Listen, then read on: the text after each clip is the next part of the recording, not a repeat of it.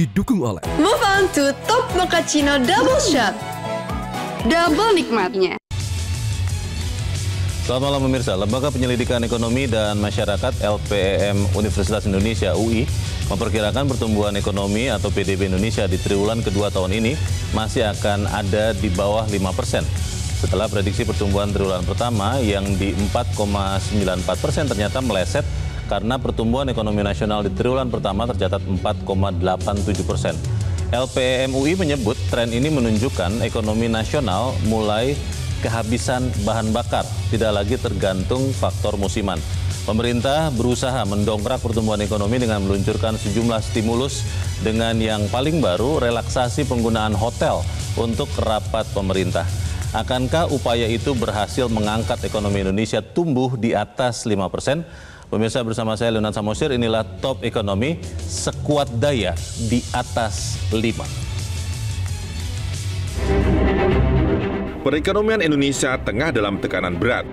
Capaian target di atas ambang psikologis 5% semakin sulit diwujudkan. Laporan Lembaga Penyelidikan Ekonomi dan Masyarakat LPEM UI dalam Indonesia Economic Outlook kuartal 2 2025 memprediksi pertumbuhan hanya 4,9%.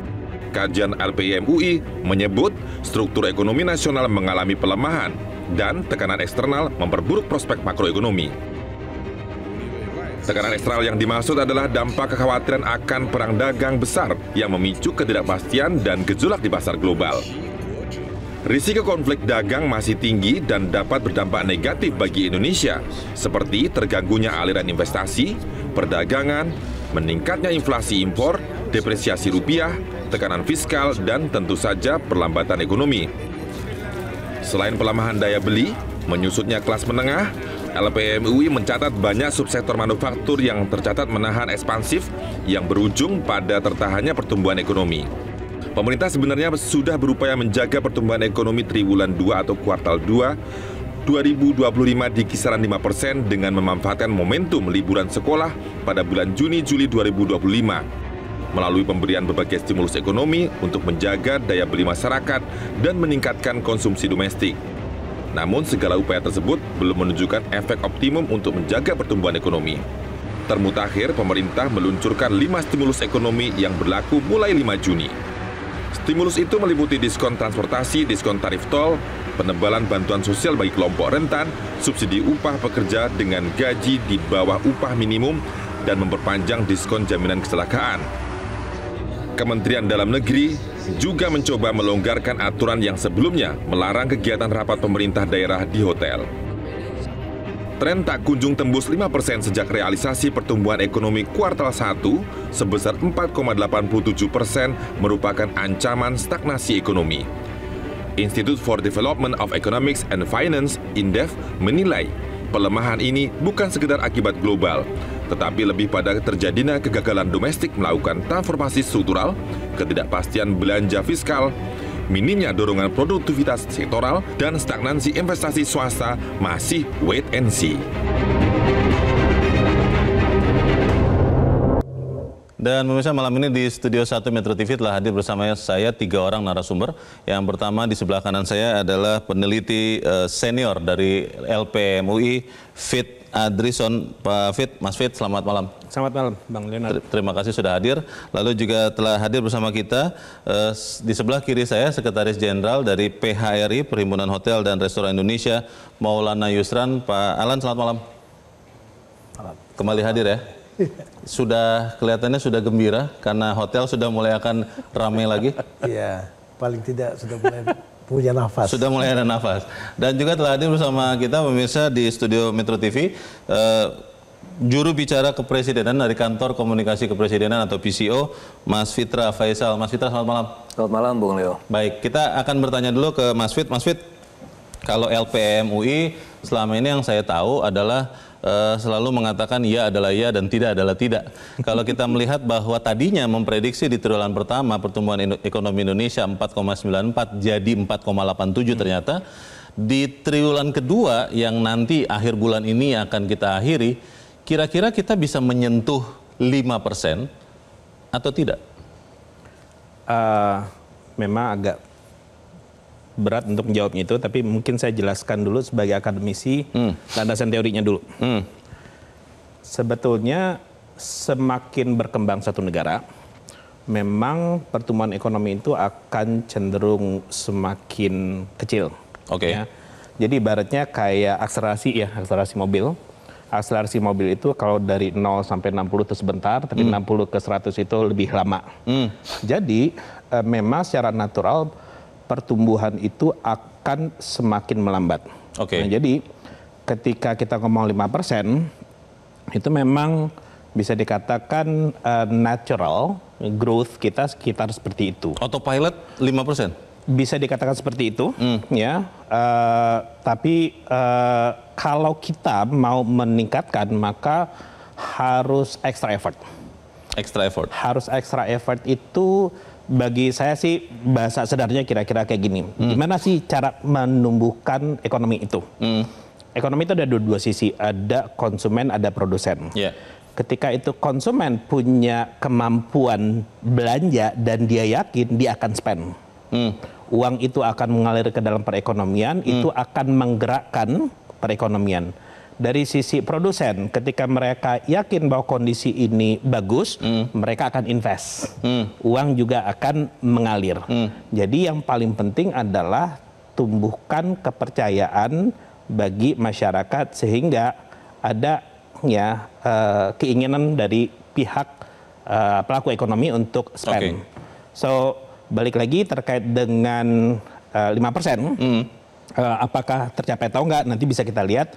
Cuman memang kalau saya lihat dari datanya, biasanya di kuartal 1 itu lebih rendah dibandingkan dengan kuartal 4 sebelumnya.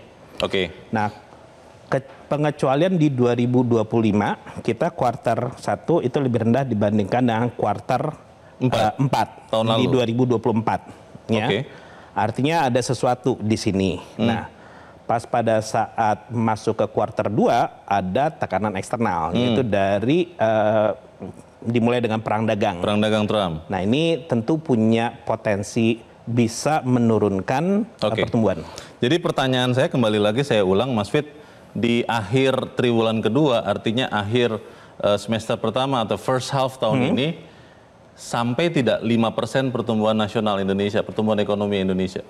Kalau saya akademisi harus menjawab berdasarkan exercise. Oke. Ya, jujur saya masih belum melakukan exercise. Ya. Oh belum? Belum, jujur aja. Ya, saya nggak mau come up dengan something gitu, nggak. Tapi bahwa kemungkinan besar sekitar 5% atau di bawah sangat besar kemungkinannya. Oke, 5% atau di bawah? Di bawah. Di bawah. Malah di bawah 5%? Di bawah 5%. Jadi 5 tidak tercapai? Karena dibandingkan dengan kalau di kuartal 2 sekarang itu kan faktornya tuh lebih banyak, ada eksternal. Ada eksternal, terus kemudian even dibandingkan dengan yang kuartal 1 kemarin itu masih belum ada perang dagang, tensi yang masih belum ada, itu kita 4,87. Oke.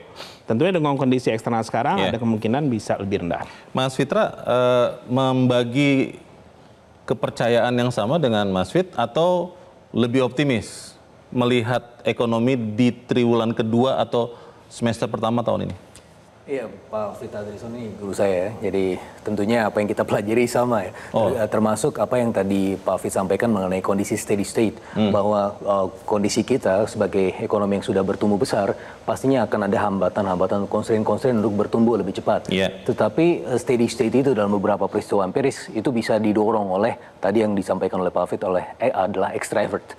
Nah, oleh karenanya kenapa pemerintah itu ada di sini adalah untuk melakukan extra effort itu. Bagaimana bisa breaching lebih dari 5%. Nah, kalau kita bedah di kuartal pertama ya, itu memang cuma tumbuh 4,87%. Nah, salah satu kalau kita bicara pertumbuhan sektoral yang perlu dibenahi adalah salah satunya dari sisi sektor manufaktur yang tumbuh cuma 4,55%. Pabrik itu ya? Nah, industri? Ya, betul. Nah, itulah yang kemudian harus kita muluskan dan itu merupakan bagian dari asta cita, industrialisasi, dan itu adalah fokus dari pemerintah ke depan. Dan pemerintah sudah menyadari bahwa di kuartal pertama ini memang pertumbuhannya suboptimal. Juga kalau kita bandingkan ya kuartal 1 tahun ini dan kuartal 1 tahun lalu, pertumbuhan atau growth dari belanja pemerintah itu cuma tahun ini bahkan tidak tumbuh, ya, terkontraksi 1,38%. Dan kuartal 1 tahun lalu itu 20%. Ada aktivitas front loading. Nah, oleh karenanya pemerintah berusaha untuk melakukan normalisasi pertumbuhan ekonomi itu kembali lagi ke level yang sebenarnya 5%. Karena average growth dari 10 tahun terakhir, kalau kita exclude pandemic times, pandemi itu dikeluarkan, itu 5,07%. Artinya untuk kembali ke level yang sama tadi 5%, itu sebenarnya tinggal pantikan sedikit saja. Nah, yang dipakai pemerintah apa untuk mengembalikan tadi itu? Nah, makanya seperti pembahasan kita pekan yang sebelumnya, kita bicara mengenai paket stimulus ya. Ada 5 stimulus yang dilakukan oleh pemerintah yang akan digelontorkan, 24,4 triliun rupiah sebagai add-ons, karena kita melihat juga ada potensi pelambatan ekonomi akibat tekanan eksternal, dan oleh karena perlu ada add-on itu.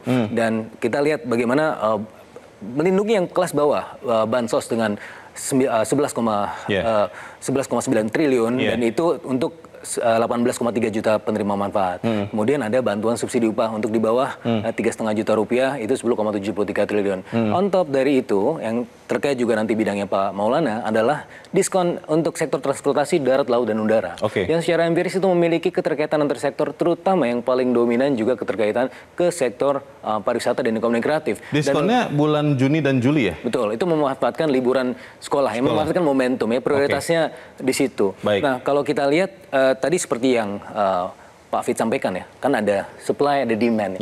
Dan kita bicara untuk bagaimana Richard Thaler dulu berbicara mengenai pemantik nudge ya, bagaimana memantik demand, memantik kepercayaan. Karena sentimen di bulan Maret itu indeks kepercayaan konsumen cuma 121. Bukan karena tidak ada duit, tapi karena agak kurang kepercayaan untuk spending. Dan untuk itu maka demand ini dinaikkan. Dan ketika demand itu dinaikkan, maka ada potensi kemampuan industrial itu juga akan meningkat. Sebagaimana yang terjadi di pemerintah melihat di akhir triwulan kedua, second quarter atau first half, akhir Juni bulan ini, akan sampai 5% pertumbuhan ekonomi kita, atau seperti yang tadi disampaikan Mas Fit, below that lah, di bawah itu lah. Ya, kita akan usahakan. Asesmen dari Kementerian Keuangan sebenarnya tanpa adanya stimulus ini itu cuma 4,55%. Tapi dengan ada stimulus ini harapannya ya, meskipun memang kalau dari sisi ukuran ini tidak terlalu besar, 24,4 triliun. Tapi ketika dimanfaatkan masuk ke sektor prioritas, asesmen dari Kementerian Keuangan itu minimal 4,9%. Tapi kita masih bisa usahakan untuk sampai 5%. Baik, Mas Maulana, kalau tadi kan ada dari 5 stimulus itu ada 2 atau 3 ya yang untuk diskon perjalanan, itu kan dilakukan di bulan Juni dan Juli. Kita sudah masuk bulan Juni, masih tunggu 1,5 bulan lebih lagi, tapi sudah mulai terasa tidak dampak dari diskon perjalanan itu kepada industri hotel, restoran yang Anda geluti? Ya tentu kalau menjawab itu saya akan melihat gini, kita kan sebenarnya dari Mei ke Juni itu sebenarnya sudah melalui beberapa kali, saya rasa setiap 2 minggu tuh ada libur panjang tuh, ada cuti bersama.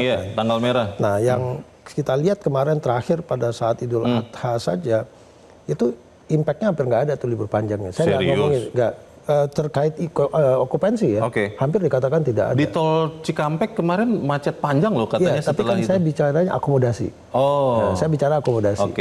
Ini akomodasi okupansinya secara nasional itu impactnya nggak terlalu terlihat ada lonjakan. Biasanya kan kalau libur panjang itu paling nggak ada 1 hari, 2 hari itu yang lonjakannya cukup meningkat dibandingkan hari biasa. Untuk hotel maksudnya ya? Untuk hotel. Nah, kemudian yang kedua, tentu apa yang diberikan oleh pemerintah, insentif untuk yang ditujukan untuk libur sekolah, itu memang kita sambut baik karena memang setiap tahun itu sebenarnya ada 3 event yang kita tunggu-tunggu.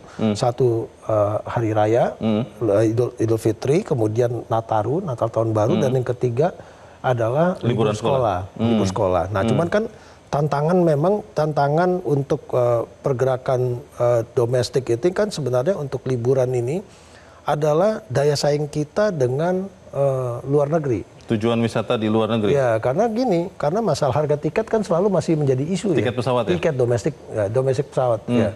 Itu selalu menjadi isu. Tapi kalau misalnya untuk sekitaran... Bukannya sudah didiskon Mas sekarang Mas? Jadi bisa bersaing dengan katakanlah pesawat Jakarta-Singapura, jadi bisa disaingi gitu harganya, murahnya begitu? Kita lihat nanti Mas, apa benar terjadi. Karena kan kalau tipikal traveler kita kan selalu perlu experience, apalagi yang muda-muda nih.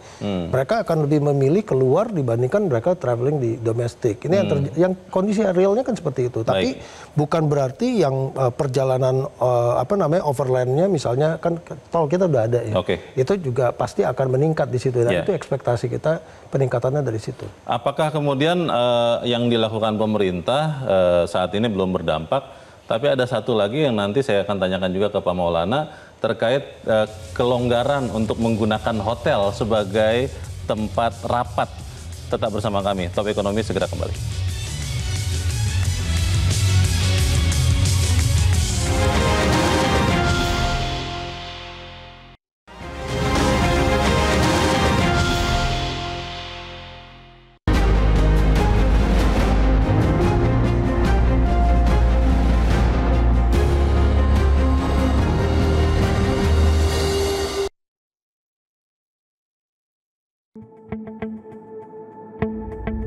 Angin segar kembali berembus ketika Kementerian Dalam Negeri kembali membolehkan pemerintah daerah menggelar beragam kegiatan di hotel maupun restoran. Pasalnya kegiatan pemerintahan menjadi sumber sebagian pendapatan usaha perhotelan dan restoran seperti pertemuan, konferensi, insentif, dan pameran. Ketika anggaran itu dikunci, dampaknya sampai berujung PHK. Sudah melakukan pengurangan jumlah tenaga kerja, kita juga sudah melakukan kalau di hotel tuh istilahnya unpaid leave ya, karena kita punya pengalaman di pandemi lalu, di COVID lalu tuh Mas ya, kita mengurangi absensi karyawan, namun kita lakukan dengan komunikasi yang sangat baik dan kita bicara baik-baik sama staf kita gitu. Dan kalau bicara PHK, pemberhentian itu sendiri, memang juga ada beberapa anggota kita melakukan hal tersebut gitu, karena memang kebetulan kontraknya habis. Dengan keadaan seperti ini ya tentunya tidak mungkin kita untuk memperpanjang kontrak kerja gitu. Bahkan kan ada 2 hotel anggota saya di Kota Bogor yang sempat tutup ya, sempat tutup yang sampai saat ini masih belum buka lagi. Setelah 5 bulan pengetatan anggaran rapat diberlakukan, hotel dan restoran bisa kembali digunakan ASN untuk rapat dan kegiatan lain terkait pemerintahan. Presiden Prabowo Subianto pun disebut merestui kebijakan ini. Diksinya adalah mengurangi. Artinya, Presiden ini memberikan panduan untuk kunjungan kerja baik dalam negeri maupun luar negeri, harus dilihat substansinya, harus dilihat urgensinya, harus dilihat skala dan frekuensinya. Kalau memang dibutuhkan ya silakan.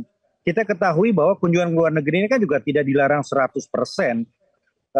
Ada kegiatan-kegiatan yang memang harus dilakukan terkait dengan perjanjian internasional, kerjasama yang sudah dilakukan dan lain-lain begitu ya. Nah sama, saya kira koordinasi-koordinasi juga silakan bisa dilakukan. Dan selama ini masih ada pemerintah daerah yang melakukan itu, tetapi takarannya yang penting. Artinya jangan diada-adakan kalau memang nggak ada keperluannya. Jangan dicari-cari kalau tidak ada substansinya. Meski begitu, biaya tertinggi hotel untuk dinas ASN yang ditetapkan oleh pemerintah menuai kritik sebagian masyarakat. Biaya terendah Rp576.000 per orang per hari ditetapkan untuk biaya hotel di Kalimantan Barat bagi pejabat eselon 4 atau golongan 3, 2, dan 1, hingga maksimal Rp9,3 juta per orang per hari untuk wilayah DKI Jakarta bagi pejabat negara, wakil menteri, ataupun pejabat eselon 1. Angka Rp9,3 juta per hari inilah yang dirasa terlampau tinggi untuk sekadar penginapan bagi seorang ASN. Tim Liputan Metro TV. Itu adalah kebijakan pemerintah yang terbaru. Saya ingin langsung bertanya ke Pak Maulana. Tadi di bagian awal dikatakan angin segar. Sudah sampai belum kepada pengusaha hotel anginnya ini? Belum nyampe, Mas. Belum nyampe? Indonesia tuh ujung ke ujung agak jauh. Oh, panjang sekali. Panjang sekali. Tapi pertanyaannya adalah apa yang kemudian masih menjadi pertanyaan para pengusaha hotel? Karena ini kan udah jelas, ini Menteri Dalam Negeri mengatakan boleh loh rapat lagi di hotel. Bagaimana, Mas? Jadi pertama kita terima kasih kepada pemerintah ya, berarti pemerintah juga sudah melihat bahwa paling tidak kita sudah merasakan bahwa pemerintah tidak mengharamkan kegiatan di hotel kan, itu dulu nomor 1 ya kan. Nah yang kedua adalah tentu yang akan merasakan angin segar ini bukan hanya dari industri hotel, tapi pasti pemerintah daerah khususnya tingkat 2 yang mereka penerima kontribusi pajak daerah itu 3 besarnya salah satunya dari hotel dan restoran.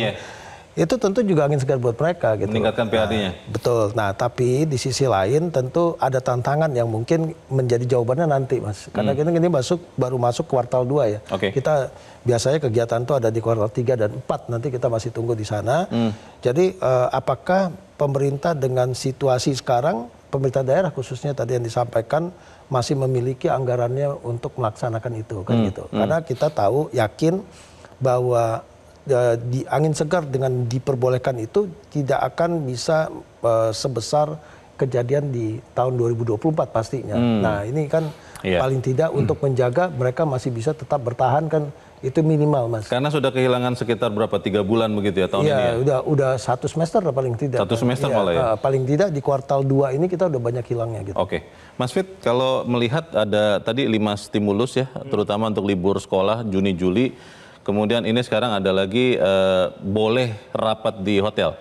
Ini sesuatu yang akan signifikan menaikkan pertumbuhan sampai semester 1 atau masih belum akan terasa kalau Anda lihat? Saya berusaha untuk melihat dari serapan anggaran, Bro. Selama ini kalau serapan anggaran itu biasanya kuartal pertama sama kedua itu rendah.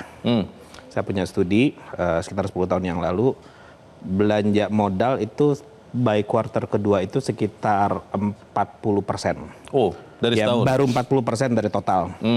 Untuk belanja bukan modal, non modal itu sekitar 55%. Nah, tapi di kuartal ketiga keempat itu ngegas gila-gilaan tuh. Ngabisin anggaran? Ya begitu. Karena konon katanya kalau bersisa kan akan dikurangi lagi. Betul, insentifnya seperti itu. Nah, upaya untuk melakukan efisiensi itu adalah sesuatu yang harus diapresiasi.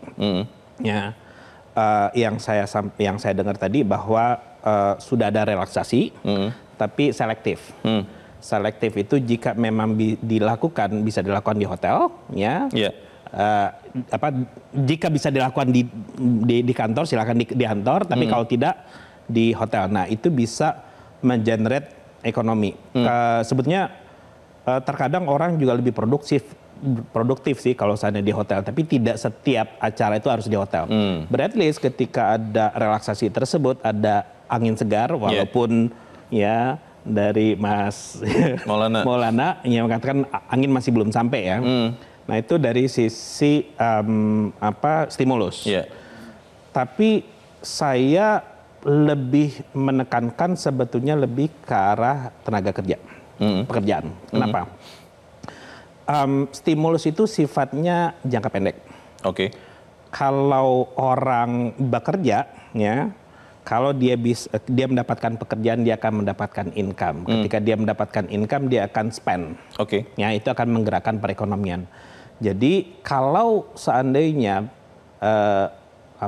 orang itu lapangan pekerjaan itu tetap tersedia, pengangguran itu tidak banyak, maka itu akan sangat-sangat membantu pertumbuhan ekonomi. Jadi saya harus melihat dari dua sisi. Betul bahwa ada bantalan yang diberikan oleh pemerintah dengan berbagai kebijakan ini, tapi di sisi yang lain jangan dilupakan penciptaan lapangan kerja itu. Iya, lapangan kerja ini yang lebih penting karena itu yang membuat orang itu akhirnya bisa punya kemampuan untuk spending. Sudah ada job fair, lalu data menunjukkan kalau investasi terutama hilirisasi itu Mas Fit, itu menciptakan sekian banyak lapangan pekerjaan.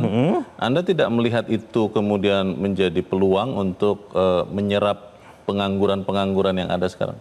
Hilirisasi menyerap tenaga kerja job fair. Kalau job fair kan baru dilaksanakan. Kalau sana artinya masih belum punya efek terhadap berapa income yang dihasilkan. Jadi stimulus ini bagus, tapi mungkin jangkanya sementara. Dan yang lebih penting adalah penciptaan lapangan kerja. Mas Fitra bagaimana? Apakah memang itu juga sudah diadres oleh pemerintah, Mas Fitra? Iya, karena stimulus ini kan sifatnya lebih ke arah ikannya ya. Bagaimana penebalan bansos, bantuan subsidi upah, ya itu big chunk-nya di situ kan. Nah, tetapi ini kan add-on, Bung Leo ya. Bagaimana pemerintah juga punya 446 triliun rupiah untuk 11 program prioritas. Makan bergizi gratis 121 triliun, koperasi merah putih 200 triliun, fasilitas pembiayaan perumahan, fasilitas likuiditas pembiayaan perumahan 41 triliun, yang mana itu secara sektoral memberikan dampak ke tenaga kerjaan yang lumayan signifikan. Dan kami menyadari bahwa yang paling penting itu adalah membangun sektor formalnya, sehingga orang-orang, kalau kita bicara mengenai orang-orang yang bekerja, berarti dia meningkat martabatnya. Maka itulah yang ingin dilakukan oleh pemerintah, meningkatkan harkat dan martabat masyarakat Indonesia dengan menciptakan peluang-peluang dan ruang-ruang kerja yang lebih signifikan. Nah, bagaimana caranya? Kita sudah melihat bagaimana spending pemerintah tahun ini 3.621 triliun. Dan itu melalui Inpres 1 2025, itu sebenarnya kan dicoba untuk fokus kepada hal-hal yang memiliki dampak penggandaan ekonomi yang lebih tinggi. Kalau Bung Leo ingat, di awal tahun, bagaimana Pak Presiden dan Bu Sri Mulyani itu mencek sampai satuan 9. Masa ada ATK 44 triliun. Nah ini kalau dialihkan ke sektor yang produktif misalnya, meskipun tidak apple to apple, 44 triliun kita bandingkan dengan rencana stimulus yang 24,4 triliun. Ini bahkan baru 60%-nya. Nah, belum lagi kalau kita bicara hal yang lain. Nah ini sebenarnya yang ingin dilakukan oleh pemerintah, mencoba untuk kembali lagi ke kaidah dasar Undang-Undang 17 tahun 2003 tentang keuangan negara, money follow function. Itu fungsinya apa? Uangnya akan tersedia di situ. Kalau uangnya itu kemudian aktivitas tidak produktif, maka buat apa kita gelontorkan uangnya, begitu kan? Maka itu yang sekarang sedang dilakukan oleh pemerintah. Tapi ada juga banyak yang bertanya, Mas Fitra, seberapa efektif sebetulnya 11 program prioritas tadi, dan yang paling penting adalah apakah memang sudah ada uangnya? Karena itu kan memperhitungkan setahun, tapi disampaikan sekarang. Tapi kita harus jeda dahulu dan pemirsa tetap bersama kami. Top Ekonomi segera kembali.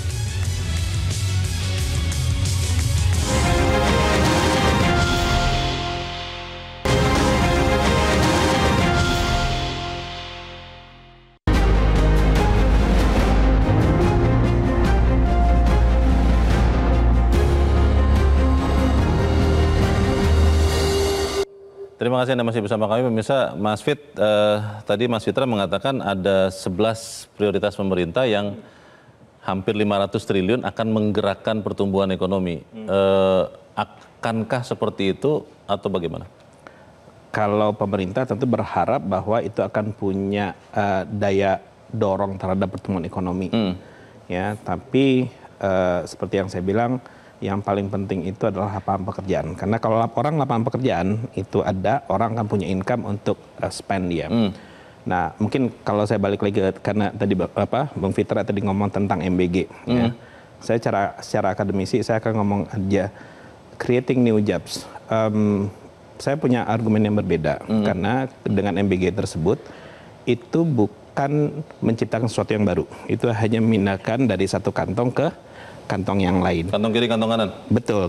Yang selama ini pemerintah orang tua itu mengeluarkan untuknya makan anaknya, sekarang dihandle oleh pemerintah. Kita apresiasi itu, tapi dari sisi creating jobs, itu kan bukan sesuatu yang baru yang timbul. Kalau sesuatu yang baru timbul akan ada multiplier effect-nya. Mas Fitra, boleh ditanggapi? Kami sebagai pemerintah tentunya masih percaya bahwa itu punya peluang ketenagakerjaan karena biar bagaimanapun roadmap awalnya adalah pelibatan UMKM di sekitar menggunakan aspek-aspek kelokalan, penggunaan utilisasi BUMDes dan juga nanti ada koperasi Merah Putih ya. Dan yang tidak kalah pentingnya adalah mengurangi beban dari middle class. Kalau sebagaimana kita tahu data BPS 41,7% itu keluaran middle class itu adalah untuk kelompok makanan. Ini paling besar dibanding yang lain. Dan kedua itu properti ya 28%. Tadi juga ada fasilitas likuiditas pembiayaan perumahan yang 41 triliun. Nah, kembali lagi ke MBG. Nah, ini bisa mengurangi biaya berapa banyak sih? Nah, kalau kita lihat jumlah keluarga di Indonesia rata-rata itu 4,71. Artinya satu keluarga punya 2 atau 3 anak lah. Untuk satu anak misalnya, satu keluarga punya 2 anak. Berarti si bapaknya mungkin tidak harus kemudian mengeluarkan uang jajan harian 15.000 per anak, berarti 30.000 untuk 2 anak atau 600.000 dalam 1 bulan. Itu hal yang sebenarnya cukup signifikan karena dia bisa mengalokasikan ke tempat yang lain yang mungkin bisa jadi lebih produktif ya, tempat pendidikan dan lain. Tapi di sisi yang lain kan pemerintah juga menjamin pendidikan, ada sekolah Garuda, sekolah rakyat yang mana ini fokusnya kepada proses pengembangan absorptive capacity, bagaimana sumber daya asing masuk, FDI masuk ke sini, tapi juga bisa diserap dengan tenaga kerja yang berkualitas, yang compatibility. Yang tadi kan isunya soal ketenaga kerjaan, kadang-kadang dia tidak kompatibel, makanya dia tidak terserap. Makanya ini yang juga coba dibangun pemerintah di jangka menengah panjang gitu. Bagaimana masa depan dan juga termasuk pertumbuhan ekonomi sering ditentukan oleh persepsi. Apakah kita pesimis atau optimis? Kita akan cari tahu di bagian berikut. Pemirsa tetap bersama kami. Top Ekonomi segera kembali.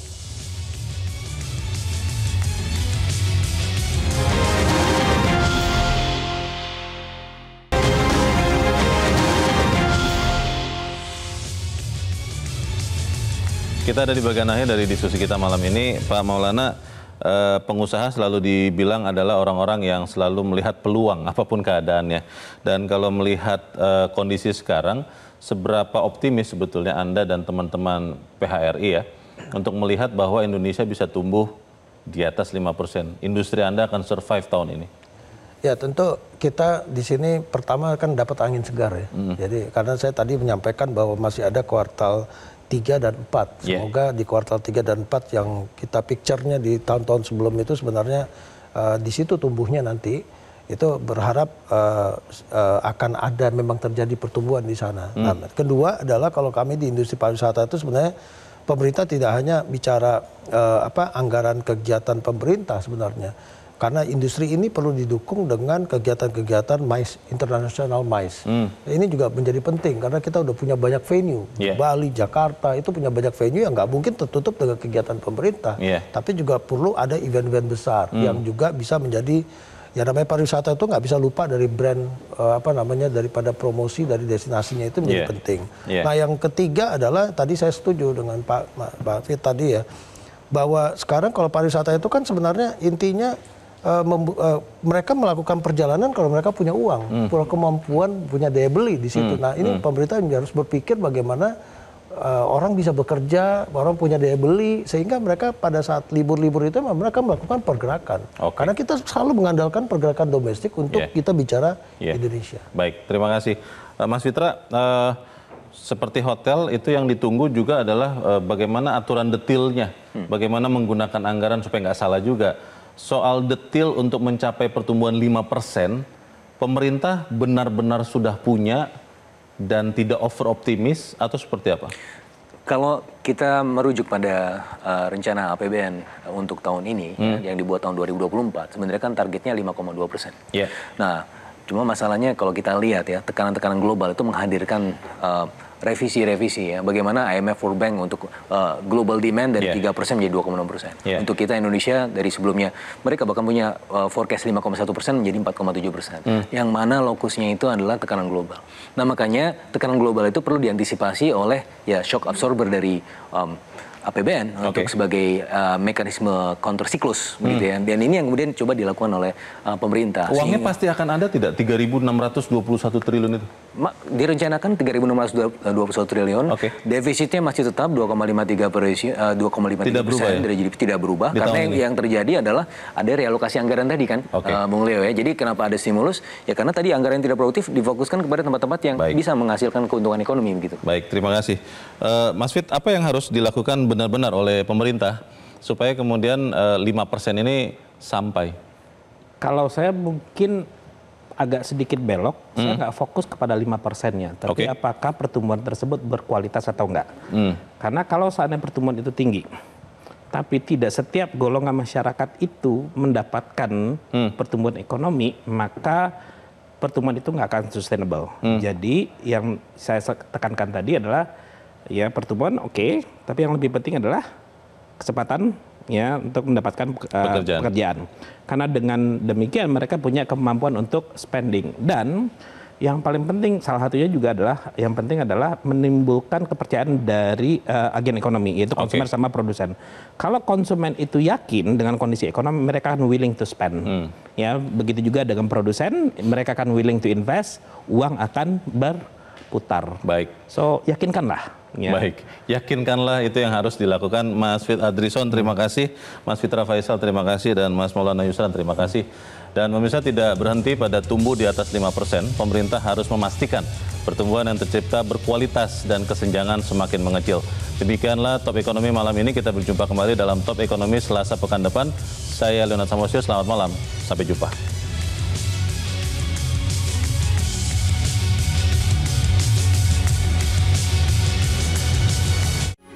Metro TV,